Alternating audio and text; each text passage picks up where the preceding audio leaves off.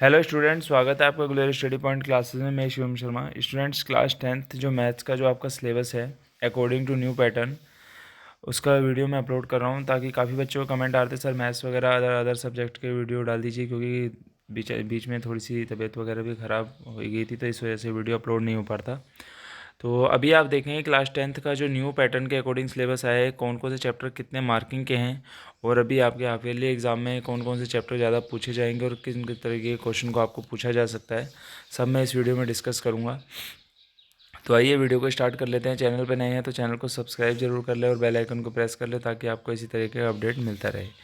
Annual अगर exam की बात करें तो आपके जो यूनिट चैप्टर हैं, देखिए जैसे कि सामने आपको यूके बोर्ड के थ्रू जो सिलेबस डिस्ट्रीब्यूट किया गया है वो दिखाया गया है कि जो नंबर सिस्टम होगा आपका वो 6 नंबर का आएगा, यानी जो पहला चैप्टर आपका है वो आपका 6 नंबर का आएगा, पहला और दूसरा। और उसके बाद जो अलजेब्रिक वाला चैप्टर है आपको पूरा 20 नंबर का आएगा। ठीक है।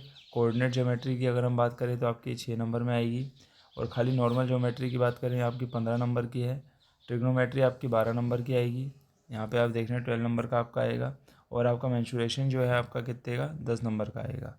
ठीक है। और आपका स्टैटिक एंड प्रोबेबिलिटी आपकी 11 नंबर की आएगी। तो आपको इस टाइम जो मेन चैप्टर जो फोकस करने हैं अभी तक जो आपके आएंगे, ऊपर के 4 जो चैप्टर हैं इनको आपको फोकस करना है, क्योंकि आपके हाफ ईयरली में ज्योमेट्री तक ही पूछा जाएगा। और अगर हाँ किसी का ट्रिग्नोमेट्री अगर पहले आता है, ज्योमेट्री अगर पीछे है, ठीक है, किसी स्कूल में ऐसा होता है कि ज्योमेट्री को ना करवा के पहले ट्रिग्नोमेट्री करवा दी जाएगी, तो ट्रिग्नोमेट्री को ही आप पहले पढ़ लीजिएगा। मेरे हिसाब से आप 5 यूनिट्स को अभी तैयार कर लीजिएगा ताकि आपको किसी भी सब्जेक्ट में दिक्कत ना हो। ठीक है, किसी भी एक्सरसाइज में या किसी चैप्टर में कोई दिक्कत ना हो, क्योंकि आपको स्कूल में अभी तक मेरे अकॉर्डिंग 10 चैप्टर करवा दिए होंगे, और 10 चैप्टर तक ट्रिग्नोमेट्री और ज्योमेट्री दोनों ही इंक्लूड आपके हो गए होंगे, क्योंकि न्यू बुक में सिलेबस कम हो चुका है और चैप्टर भी रिड्यूस हो चुके हैं। तो आइए आगे बात करते हैं। रियल नंबर में आपने क्या पढ़ना है, क्योंकि रियल नंबर से भी काफ़ी टॉपिक को हटा दिया गया है। फर्स्ट यूनिट में रियल नंबर है। रियल नंबर में आप पढ़ेंगे फंडामेंटल थ्योरम अरिथमेटिक, जिसमें आपको statement after reviewing work done earlier and after illustration and motivating through example, यानी एग्जांपल आपको जितने भी है उसको पढ़ना है। आपको जो एक्सरसाइज के अंदर जो क्वेश्चंस दे रखे हैं, जैसे आपको प्राइम फैक्टराइजेशन हो गया, एलसीएम एचसीएफ वाले हो गए, ये क्वेश्चन आपको पढ़ने हैं और आप प्रूफ करना है। बस इन 3 चीज़ों को देख लीजिए, खाली √2, √3 और √5, इसके अलावा आपको कुछ नहीं पढ़ना है। ठीक है। आपको √2, √3 और √5 ही प्रूफ करने के लिए दिया जाएगा, इन्हीं में से आपका एक आएगा, तो इसको आप ज़रूर देख लीजिएगा। नेक्स्ट अलजेब्रा जब स्टार्ट होता है, सबसे पहले हम बात करते हैं पॉलिनोमियल की। पॉलिनोमियल में आपको पॉलिनोमियल के जीरो फाइंड करना है और उनके बीच में रिलेशन फाइंड करना है उनके कोफिशिएंट का। ठीक है, बस यही आएगा। इसके अलावा ना डिवीज़न है ना कुछ है, सब कुछ आपका डिलीट हो चुका है। आगे हम बात करें पेयर ऑफ लीनियर इक्वेशंस की। पेयर ऑफ लीनियर इक्वेशन में 2 वेरिएबल्स आपको इक्वेशन मिलेगी, जिसको आपको ग्राफिकल मेथड से उसके सॉल्यूशन बताने हैं, और उसमें कंसिस्टेंसी और इनकंसिस्टेंसी दोनों को आपको प्रूव करके बताना है कि कौन इनकंसिस्टेंस होगा और कौन कंसिस्टेंस होगा। एल्जेब्रिक कंडीशन आपको कुछ मिलेंगी, उसमें नंबर ऑफ सॉल्यूशंस यानी आपको 2 इक्वेशंस मिलेंगी, उनको आपको सोल्व करना है। इसी से रिलेटेड आपको वर्ड प्रॉब्लम भी मिलेंगी, जिनको आप सिचुएशन प्रॉब्लम बोलेंगे।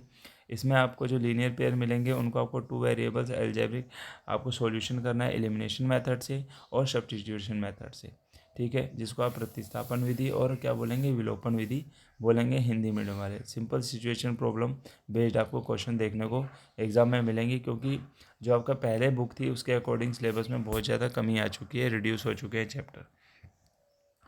क्वाड्रेटिक इक्वेशन की बात करें तो standard form of quadratic equation आपको देखने को मिलेगी ax² + bx + c = 0, जिसमें a कभी भी 0 के इक्वल नहीं होगा। आपको क्वाड्रेटिक इक्वेशन को सॉल्व करना है।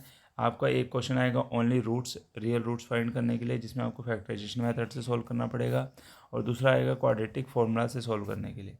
ठीक है। आपको रिलेशन बिटवीन बताना पड़ेगा discriminant and nature of roots के बीच में नेचर और रूट्स के बीच में आपको क्या बताना पड़ेगा, रिलेशन बताना पड़ेगा।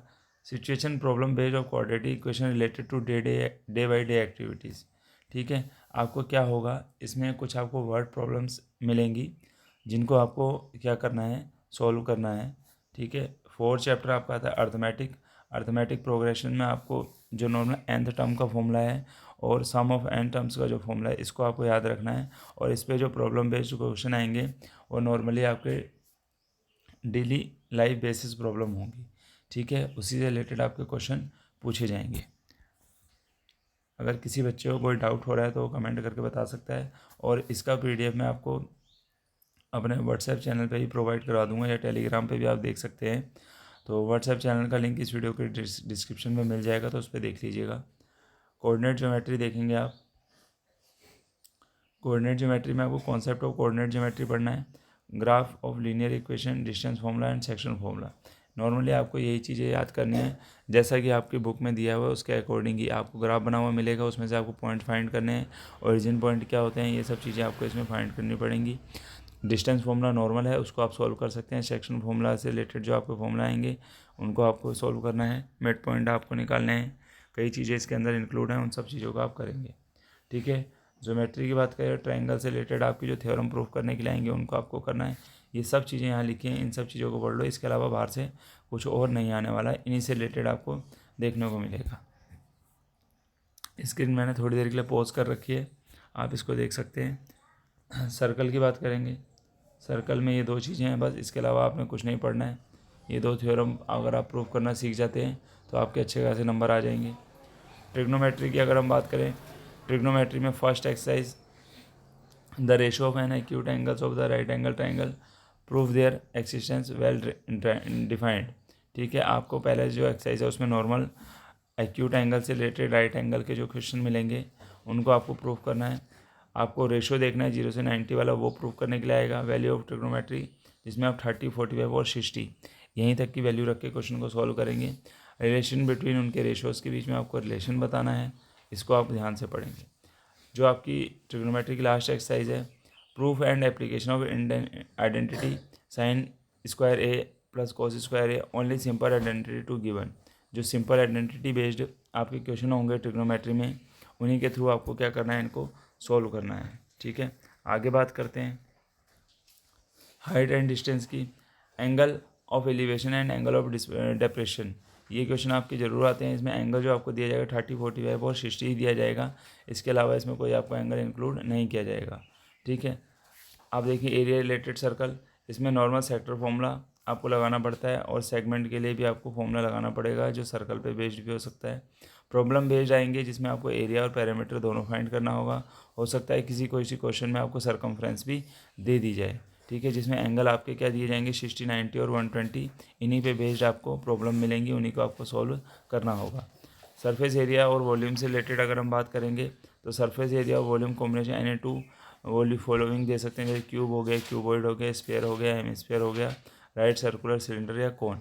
इनसे रिलेटेड आपको क्वेश्चन एग्जाम में देखने को मिलेंगे, और ये एक दूसरे में मर्ज भी किए जा सकते हैं। हो सकता है किसी सिलेंडर के अंदर किसी कोन को डाल के क्वेश्चन दे दिया जाए, या किसी भी हेमिस्फीयर के ऊपर किसी सिलेंडर को लगा के, तो इसलिए 2 प्रॉब्लम्स को एक साथ यहाँ लिखा हुआ है। आपको देखना है स्टैटिक्स एंड प्रोबेबिलिटी में। स्टैटिक्स में आपको मीन मोड मीडियन निकालना है, जिसमें आपको ग्रुप डाटा दिया जाएगा, बिल्कुल by model situation to be avoid, यानी जिसमें 2 कंडीशन एक साथ होंगे उन कंडीशन को हटा दिया गया है। सिंपल तरीके से आपको नॉर्मल आपको अपना मीन मोड मीडियन निकालने को दिया जाएगा, और हो सकता है कि किसी क्वेश्चन में आपको तीनों चीज़ें एक साथ भी देखने को मिल जाएं। प्रोबेबिलिटी की अगर बात करें, नॉर्मल चैप्टर है प्रोबेबिलिटी की एक एक्सरसाइज है, इसमें से इवेंट बेस्ड आपको क्वेश्चन मिलेंगे, जिसमें आपको उनके सिंपल प्रॉब्लम को फाइंड करना पड़ेगा। नीचे प्रैक्टिकल का पोर्शन दे रखा है, आप देख सकते हैं प्रैक्टिकल में आपको क्या क्या आएगा। ठीक है, इसको आप देख सकते हैं। तो मैथ का जो सिलेबस था मैंने आपको कम्प्लीटली समझा दिया है। अगर फिर भी किसी को कोई डाउट है तो कमेंट करके बता सकता है। तो मिलते हैं नेक्स्ट वीडियो के साथ, नेक्स्ट अपडेट के साथ। Thank you.